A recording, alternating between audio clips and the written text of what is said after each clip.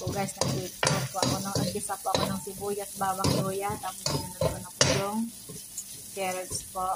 Tapos susunod na po yung bell pepper para po sa chicken escabeche po namin. Ayan na po guys, yung para po sa sauce ng chicken escabeche ko po. Ayan na po guys, yung chicken escabeche ko po. Ayan. Pinapakuluan ko lang po. Ayan, nilagay ko na rin yung chicken. Tapos mamaya, nakakain na yung mga ka-workmate. Yan po guys. Yan. First time ko pong gumawa na Tinay ko lang chicken escabeche pa.